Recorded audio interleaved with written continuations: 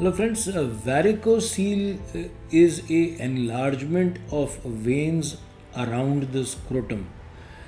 यानी कि ये एक खून की नसों की सूजन है जो कि टेस्टिकल्स के अराउंड होती है, अंडकोश के अराउंड होती है, और इसका इम्पैक्ट फर्टिलिटी पे होता है. In fact it is the commonest correctable cause of male infertility. अगर हम सर्जिकल ट्रीटमेंट की बात करें तो जो सबसे कॉमन रीज़न है जिससे कि हम फर्टिलिटी को ठीक कर सकते हैं उसे वैरिकोसील कहते हैं.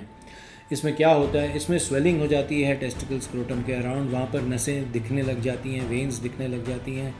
कभी कभी भारीपन या पेन होता है, specially end of the day पे, लॉन्ग डे पे, वॉकिंग और स्ट्रेनिंग के बाद. ये सारी चीज़ों के अलावा इसका इम्पैक्ट सीमन पैरामीटर्स पे होता है, यानी कि स्पर्म में अबनॉर्मैलिटीज़ होने लग जाती हैं. कितनी कॉमन है ये? 15% of normal percent of men have varicoceles. And अगर हम ओवरऑल इनफर्टिलिटी में रहें तो 30 to 40% ऑफ मेन जिनको इनफर्टिलिटी होती है उसका कारण या उसमें वैरिकोसील पाया जाता है. क्या सब में इसका इम्पैक्ट होता है? नहीं, सब में इम्पैक्ट नहीं होता है. इसका इम्पैक्ट इसलिए होता है क्योंकि जब ब्लड वहाँ पर ज़्यादा होता है तो वो हीट पैदा करता है और ये हीट टेस्टिस के ऊपर डैमेज कर सकता है. इसके अलावा वहाँ पर रिफ्लक्स होता है. हम बोलते हैं कि टॉक्सिन्स का वहाँ पर, यानी कि जो टॉक्सिक सब्सटेंसेस हैं वो वहाँ पर ज़्यादा घूमती हैं और उसके कारण वहाँ पर फिर से डैमेज होता है. उसमें डीएनए डैमेज ज़्यादा होता है, इसलिए इनमें स्पर्म डीएनए फ्रैगमेंटेशन भी ज़्यादा मिलता है. ये सारे कारण मिलकर टेस्टिस के ऊपर असर करते हैं, जो कि फिर जो उसका काम होता है स्पर्म को नॉर्मल बनाना, फर्टिलिटी को ठीक रखना, वो नहीं कर पाती हैं. स्पर्म में कम कंसंट्रेशन की प्रॉब्लम, मोटिलिटी की प्रॉब्लम, मॉर्फोलॉजी की प्रॉब्लम, ये सारी प्रॉब्लम्स आ जाती हैं.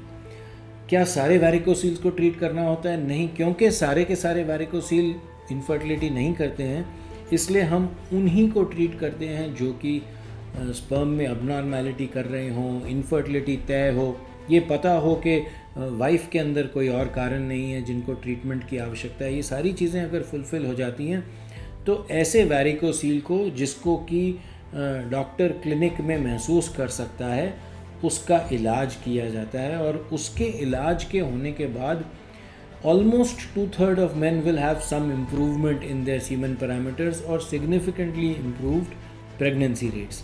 सो अगर वैरिकोसील है, सबसे पहले तो वैरिकोसील का डायग्नोसिस होना ज़रूरी है अगर मेल में स्पर्म में अबनॉर्मैलिटीज़ हैं, और यदि वो सिग्निफिकेंट है तो उसका ट्रीट होना ज़रूरी है. अपने यूरोलॉजिस्ट से आपका मिलना होना ज़रूरी है. इसको किस तरीके से ट्रीट करते हैं? ये प्रोसीजर को माइक्रो सर्जरी कहते हैं. बहुत सिंपल प्रोसीजर होता है. बेसिकली माइक्रोस्कोप को यूज़ करते हुए हाई पावर मैग्नीफिकेशन में आप सिर्फ जो वेन्स होती हैं उनको लाइगेट करते हैं, एक वेन को छोड़ के, और जो नॉर्मल स्ट्रक्चर हैं जैसे कि टेस्टिकुलर आर्टरी है, वाज है जिसके के अंदर से स्पर्म ट्रांसपोर्ट हो रहे हैं, उन चीज़ों को सिक्योर करते हैं, सेफ गार्ड करते हैं.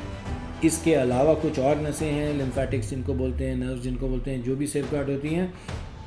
ये सारा का सारा तभी मुमकिन है जब आप हाई पावर मैग्नीफिकेशन यूज़ कर रहे हैं, माइक्रोस्कोप यूज़ कर रहे हैं. इससे रिकवरी भी फास्टर होती है, वैरिकोसील फिर से होने का चांस भी कम होता है, एंड इसके बाद आउटकम्स पॉजिटिव मिलने का चांस ज़्यादा होता है. इसके ज़्यादा साइड इफ़ेक्ट्स वगैरह कुछ नहीं होते हैं. रिकवरी क्योंकि क्विक होती है इसलिए आप काम पे जल्दी लौट पाते हैं. यूजुअली हम कहते हैं कि इस प्रोसीजर के 3 से 6 महीने बाद हमें जो इसके रिज़ल्ट्स हैं वो मिल जाते हैं. यदि आपको वैरिकोसील संबंधित और भी क्वेश्चंस हैं आपके मन में, और भी कोई डाउट्स हैं, सो हमें कांटेक्ट कर सकते हैं आप. हमारे कांटेक्ट डिटेल्स इसमें मेंशन्ड हैं, and definitely we will help you. Thank you.